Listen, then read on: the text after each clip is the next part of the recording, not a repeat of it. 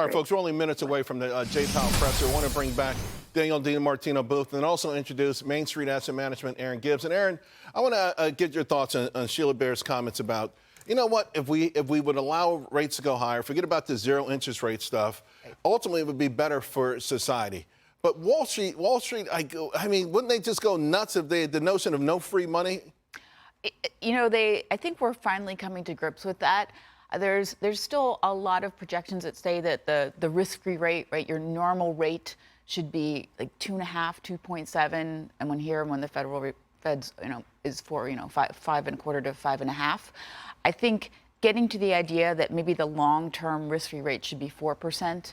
And something much higher is going to take quite a while for Wall Street to really fully digest that this is just going to be much higher for a very long period of time, not just 1 year, not just 2 years, but it could be potentially, for the next decade.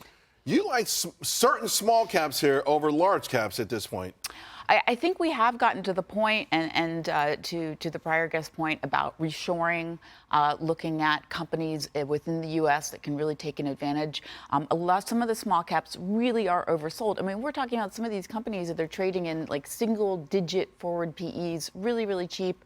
I like small cap industrials. That has a lot to do with reshoring. Right. Geo Group is global security. I think it's a great firm, just considering just the increased global conflict. I saw small cap semis on your list. Yes, I did, and that is a big exactly right. We didn't know that we had them locally. Here based on the East Coast, Vico Instruments. Forgive me if I'm mispronouncing it, but the ticker is VECO.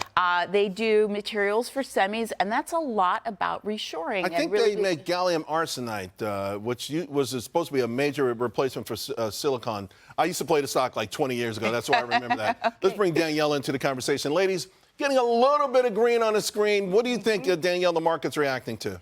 There was a nod. There was a slight, there was a verb tense change in the statement. Employment and inflation goals, it used to say, are moving into better balance. Now it says have moved toward better balance over the past year. You cannot get nearly 800 PhDs to ignore a big revision out of the Bureau of Labor Statistics that put that negative print in front of non-farm payrolls in the third quarter. They all like each other. They all make models together. So I think that acknowledgement is dovish, because they're acknowledging the past, because this is over the past year. But again, and you brought this up at the beginning of the show. In reality, we lost a lot of jobs recently. They had originally been reported as a positive 640,000 in the third quarter for all 3 months, and Q3 2023. That was revised down to a negative 192,000. Right. So we know that job losses ensued at some point in the third quarter of 2023. Again, PhDs cannot ignore this, and it means that rate hikes are not on the table. All right. So Jay Powell will be stepping to the podium in about a minute. Erin, what do you expect him to say, and what do you want him to say if that's different? I think he should be more clear. I mean, they've been very hawkish. I think they should be really clear about the possibility of no cuts this year.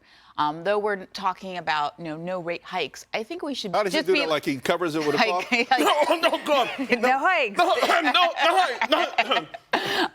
But their language. They've been. Basically every Fed official has been saying this. It's more and more likely to. They have been moving in that direction, right? And I think we should even should be hearing the words no cuts, zero. Then that would get back to the credibility question. I mean, because they said 3 rate cuts. And again, maybe I'm being too hard on Jay Powell, but this is he has to live with the transitory thing. And I think the soft landing, immaculate landing, whatever they were calling it, is what makes that something that a footnote in his tenure at the Fed. Charles, several meetings ago, you may recall, he synthetically created a new dot plot, even though there was no dot plot announced at that meeting. He basically said at the podium, had we released a dot plot this time, it would have been more hawkish. So he can certainly do the same thing at the podium this time and move the markets in doing so. All right, folks, here he comes.